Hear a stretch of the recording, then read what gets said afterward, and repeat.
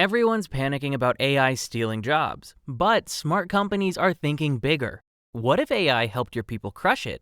Lattice is where people and AI team up to help employees grow, managers lead, and companies win. No regrets. Check out lattice.com/no regrets.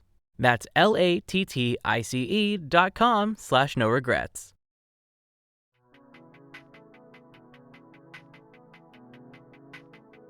Welcome to All Things Work. I'm your host, Ann Sparacco. Today, we're exploring the transformative power of creativity, how it shapes leadership, drives innovation, and prepares us for the future of work. And today, we're excited to welcome a very special guest on our podcast. If you attended SHRM 25 in San Diego this year, you had the pleasure of seeing him headline our annual conference as this year's main stage performer.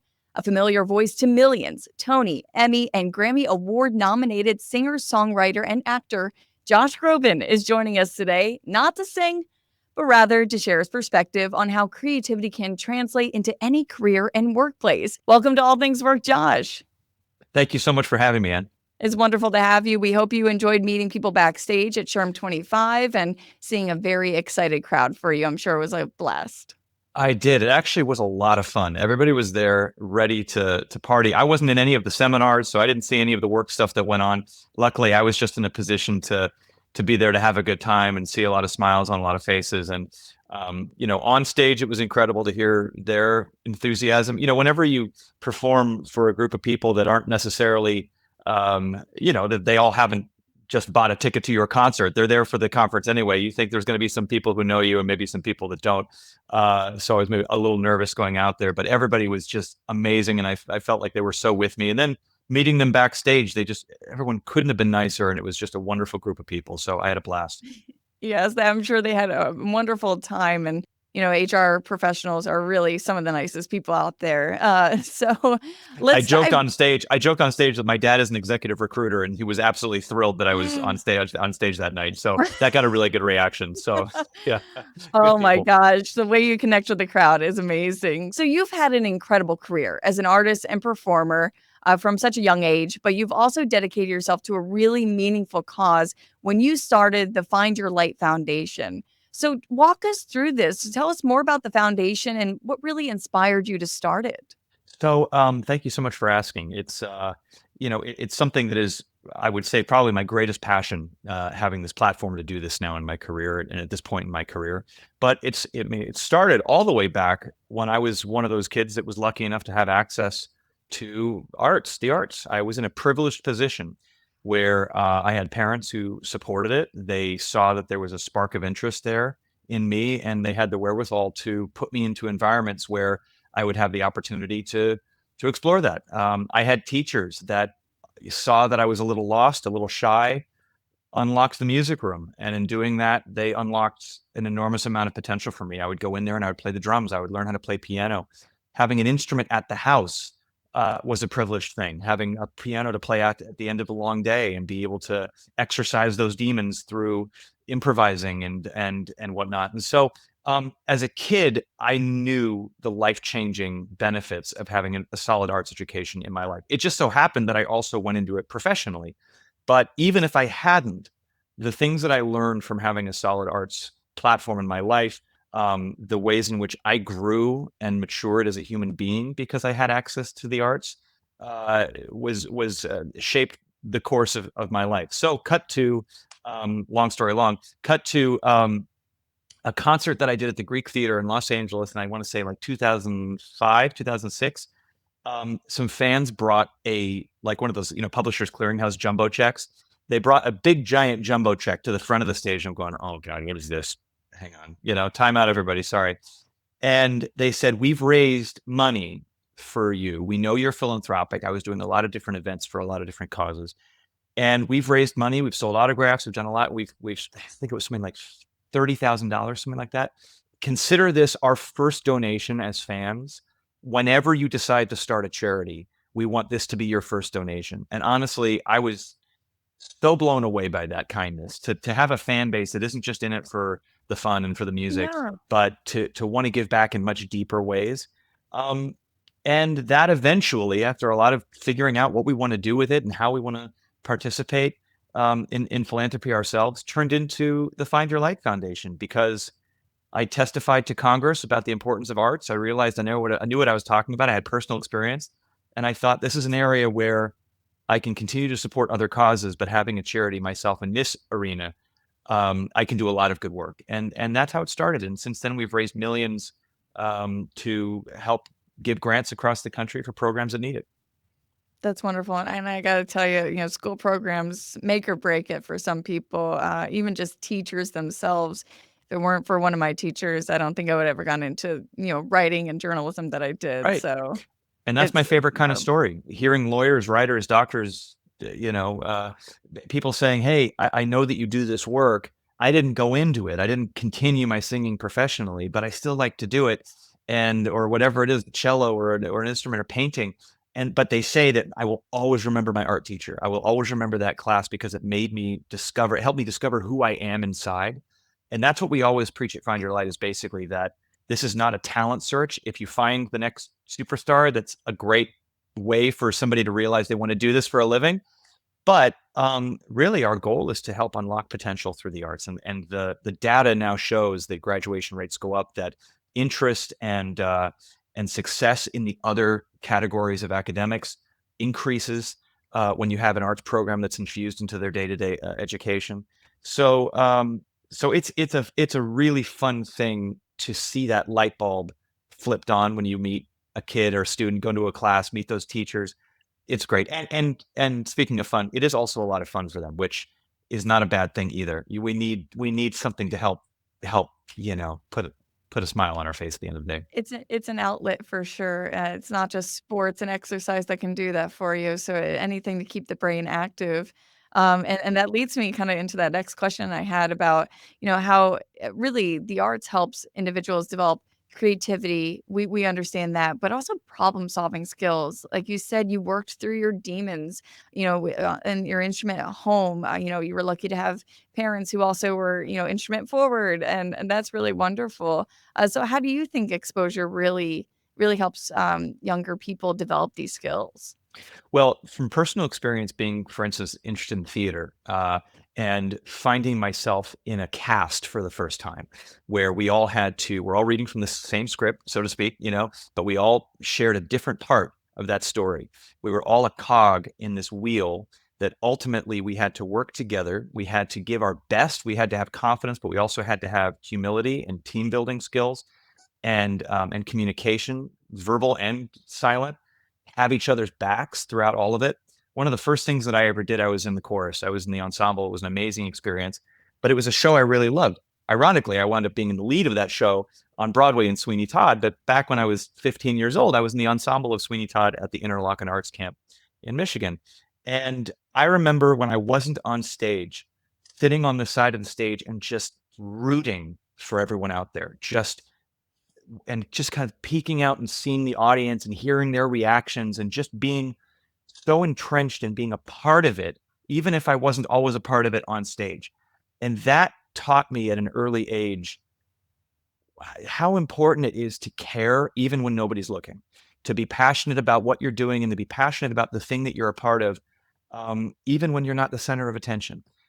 This teaches kids, especially now. We didn't have social media then, but we're in an age now where kids are essentially being trained to kind of be narcissistic.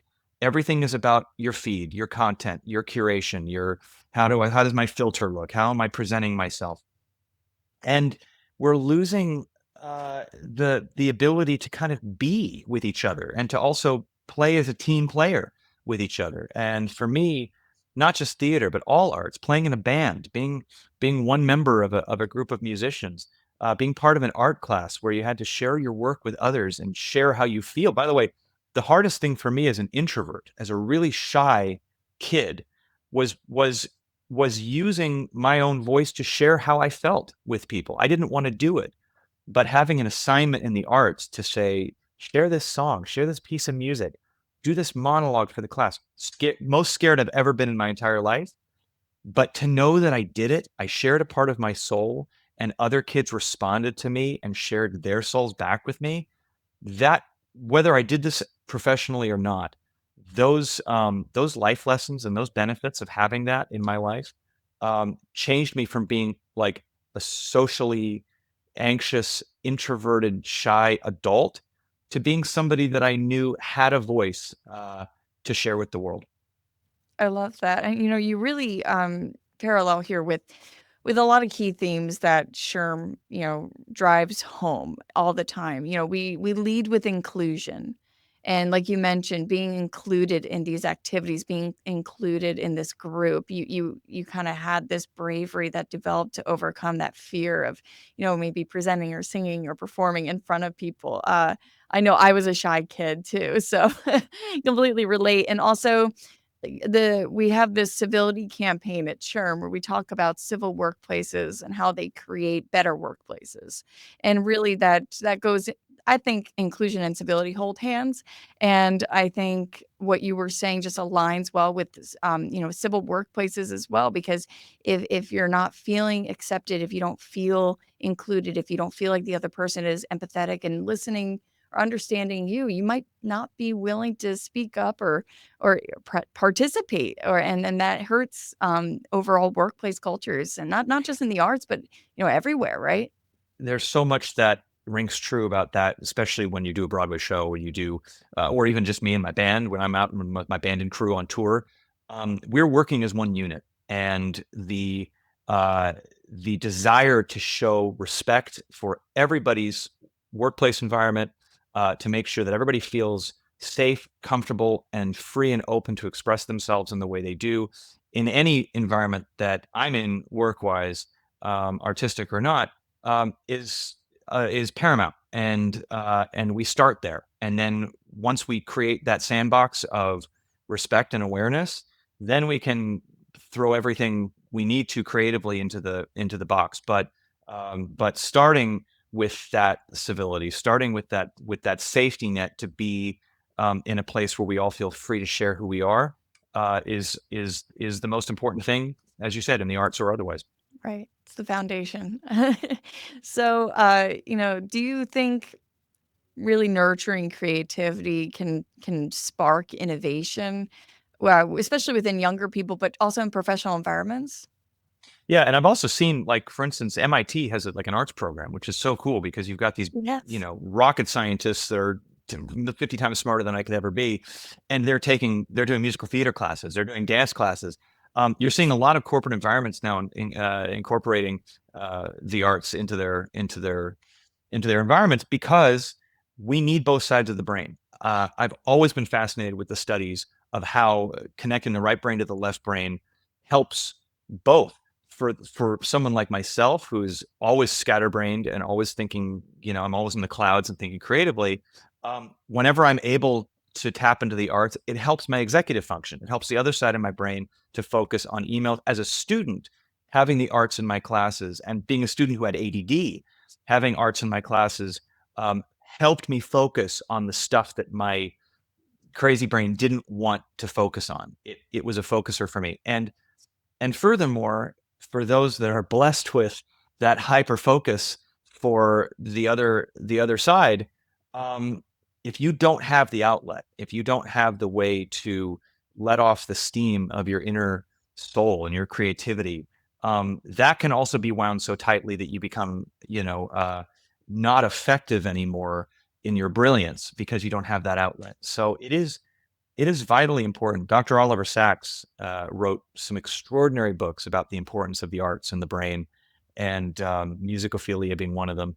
And it's fun because what it does is it shows that there's science and medicine and neurology behind this, and it's not just the stigma of this is a drum circle, this is a macaroni necklace, this is a and that stuff is important. It is. It's It all is. really important, but it can actually change the world because when you include these things into programs or into companies where you have people who are actually making enormous decisions about the lives that we live, especially in tech, in social media, um, to have an outlet for these people to understand our common humanity in deeper and more enriched ways, it helps humanity because these are the people who are creating the platforms and the technology that we will be using in our lives. So we need more humanism. We need more humanity and empathy. It also teaches in our lives. And I think sometimes in corporate life, there can be a real lacking of those three things, and the arts helps bring us back to why we're all here to begin with. That's why we emphasize, healthy workplace cultures here. That's literally just the core of the work that we do here. That's why we're so passionate to be working here at SHRM. That's why we're so passionate to be talking with you today. I agree with you on, kind of having a little outlet. Sometimes my outlet is writing. So sometimes if I feel like I have too many thoughts in my head, music in my headphones not cutting, I need to focus. I will literally Yeah, write get 'em down out. whether it's a poem, thoughts or whatever. Like even if I think I'm making up song lyrics, I will just write it down That's because that's great. my outlet. So I encourage people in their small ways do that as well. So you talked about the corporate life. You also talked about MIT having that kind of program, which is something you would not anticipate. But if you really look down to the brain science of it all, it really impacts, the left versus the right side of the brain. I've seen studies and read articles on that as well. So what advice would you really want to give to workplace leaders who want to incorporate that creativity, who want to create that artistic thinking and develop that into their workplace culture?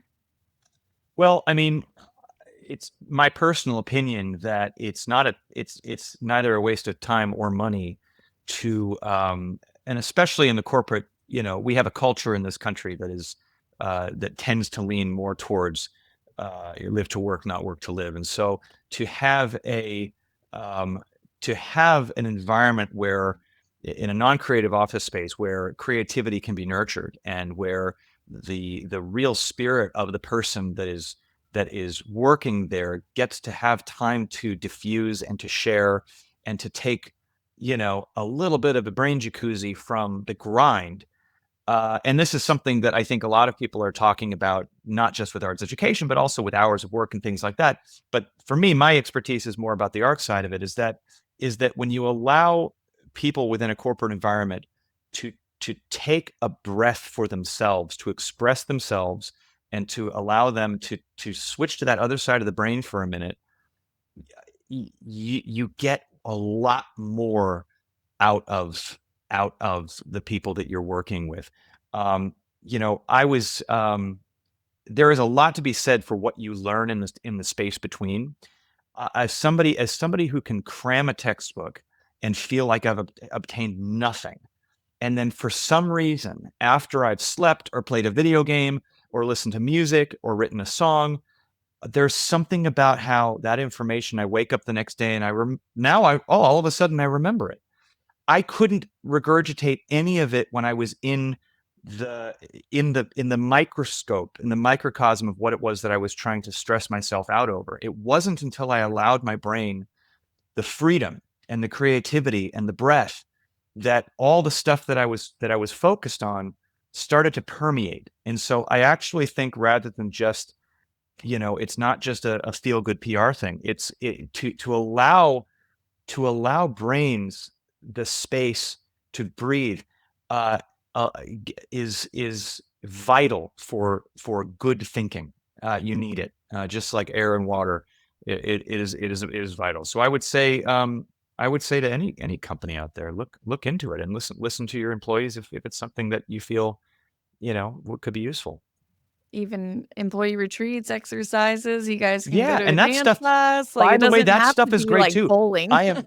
No, absolutely, and I'm all for athletics too. I think that the same kind of relief can happen from, and team building can come from athletic stuff. I think that having athletics in school for kids is vital as well, and it's great. Exercise for the brain is also just the most incredible. It's my greatest antidepressant is exercise. So, it all works hand in hand for sure. It does. It does. You're making me wanna, pick up the guitar again and relearn it, so I can get back into, my artistic side. Okay, so Never too really late. I know, never too late, never too late. Take that message with you, people. All right. So, as an artist, you've collaborated with a ton of talented individuals, especially throughout your long career. So, what leadership lessons have you learned from working in those creative teams? Yeah, it's a great question because I try to learn as much as I can from the people that I've been so honored to collaborate with, whether they're instrumentalists or whether they're vocalists. I just had an opportunity, not to name drop on your podcast, but to sing my third duet with Barbara Streisand on her last album. And every time I share a space with someone like Barbara, or when I had an opportunity to sing with someone like Tony Bennett, uh, you know, these are people that I know them through their music and through their voice. And when you have a chance to actually talk to people who have been at the absolute top of their game for decades, that are thought of as the real legends that everybody looks up to, there is a common thread I've found through all of the ones that I admire the most. And that is that they never want to stop learning, no matter how much they've accomplished. They don't rest on their laurels the same way we rest on their mythology for comfort. Like we don't, what the way that we look at them as the statue on the hill, they don't look at themselves that way. They look at themselves in a very human way that is motivated to try new things, to learn new things, to stay scared in all the right ways. And so it's always been amazing for me when I meet somebody that I love and they are not just, aren't I wonderful? Aren't isn't everybody just so lucky to sing with me? Aren't I the best? Look at all my chart number one.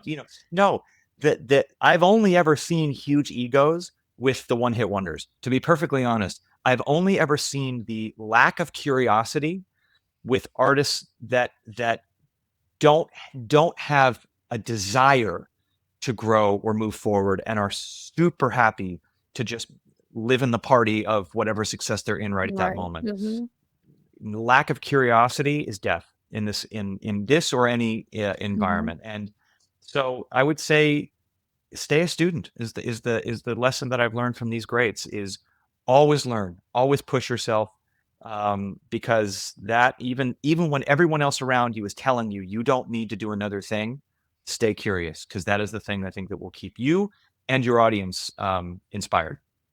I love that. I love that. I love the don't lose the curiosity part. I think I told you right before we started recording this episode that my curiosity always takes over. So I'm just going to You have to ask a have that. ton of Tony questions. Bennett, when I first met Tony Bennett, all he wanted to ask me, what scales do you do? And we were exchanging, well, I like to do, and he's going, yeah, that's great. The great Robert Merrill, he was talking about a opera baritone. I was not expecting him to drop the name of an operatic baritone. And he's going, Robert Merrill used to do this and that. And, God, I'm looking at this guy. And at the time that I had first met him, he was 80. And, he was so excited to talk about warm-ups. He was so excited to talk about how do you get the voice to get where it needs to be, and I saw a spark in his eyes that could have been 15 years old. And to me, it's like, man, that's the secret. That's the secret sauce. If you can be someone like that and still have that spark to talk about growing and learning and being a student, I took that with me forever. One, thank you for dropping a couple musical notes. I think our audience appreciated that a lot. They got plenty of me. No reverb on this podcast, unfortunately, but that's okay. Acapella, we love it. So, and There you two, really, I love that we're coming back to this theme of, remind yourself of being that kid in that art program in your school, where maybe you were just so curious and you just wanted to keep learning and the passion was there. Never lose that young person inside of you who wanted to be where you are now. And I think that's so important. So thank you for dropping that. Appreciate it. Of course. And it's also, by the way, sometimes easier said than done, because it's not easy to keep in touch with your inner student and your inner child. I have to remind myself constantly, because success can be an amazing key to the doors, but it can also be a real trap, because all of a sudden when you have the pressure of something that you then have to match, you almost have to remind yourself what it felt like when nobody was looking, when nobody cared, when nobody was waiting, and all you had was your instinct, and all you had was, does this feel good or does it not feel good? That was the only thing you had to go by, because there were no numbers, there was no chart position, and there was no pressure from a label or from your audience. And I think this actually transcends through all different kinds of business, which is that when you have a bar that you've reached, all of a sudden, whether you like it or not, a certain formula has been written in the textbook. And then there is a desire to hang on to what you know, to the numbers you know, to the strategy you know, because that's really comforting. And there are times when your instinct is telling you something's not right. The paper is telling me one thing, but my heart is telling me another thing. Something isn't right. And it takes a lot of bravery to actually break out of the status quo, to break out of the way you've then like rested on a formula that has been successful, when you know that something in your spidey sense is actually kind of taking you back to that first moment when nobody was paying attention, but you knew to trust that sense. Always listen to that, because that's the thing that's going to help you manage the many waves that are going to come that knock you down when you're also writing them. And so, it takes effort for me to go back to that light, to go back to that place of, it's not caring, because you care a whole lot, but not knowing what it feels like to care so much that you're paralyzed by the decisions that you make. So we can't really go too many episodes without talking about AI. It's everywhere. It's impacting everything right now. It's just top of the headlines. So with artificial intelligence becoming increasingly valuable, a lot of people are trying to develop skills across many industries to keep up. Do you think that AI really has a place in the creative process? Because we know there's a little bit of a battle here with that. Yeah. Do I feel like AI has and will have, like it or not, a place in the creative process? Yes. I think that AI, like any new technology, will have to be, there will have to be a very steep kind of gut check from the industry about how it's used as a tool. Anytime there's a transition or an uptick in technology, whether it be a new way of doing special effects you look at movies 10 years ago and you go, oh my God, I thought that looked great then, but now look at it. Those programs are getting faster. Sometimes it takes less effort, less energy when all new things start to develop. Like anything, you can use stuff for good or for evil. And it really comes down to the human being. And this is why with a new tool, we can't have something like AI without the human element of understanding where it should begin and end with a process in an ethical way. Uh, do I think that AI should be ignored? No, because it's here. It's here to stay. It's going to be a part of our everyday world. It is going to be a part of our creativity.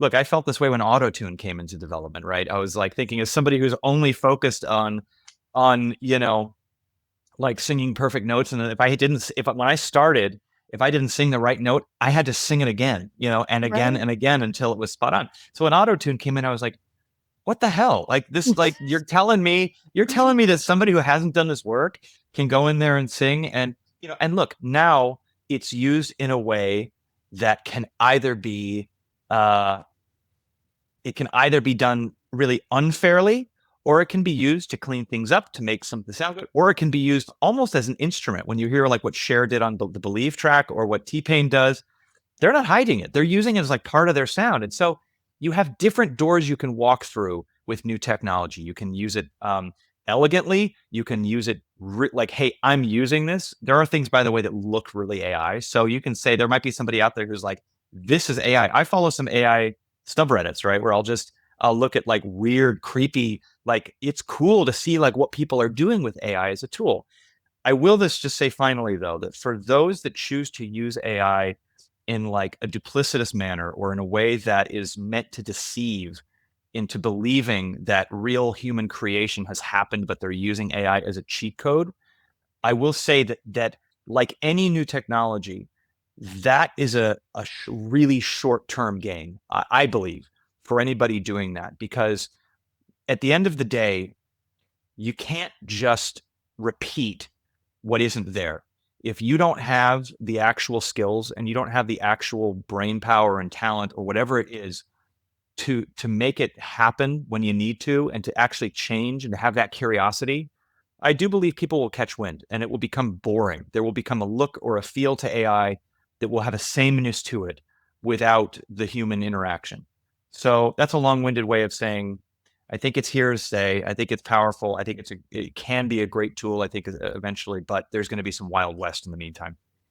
I think you'd really like it here at SHRM because we say AI plus HI equals ROI because AI plus human ingenuity, human intelligence, human interaction And equals a better return on investment no matter what industry you're in. So you're I coming up love a with all these slogan. themes. And let me tell you, listen, I feel that. I think that's great. Put that on a t-shirt.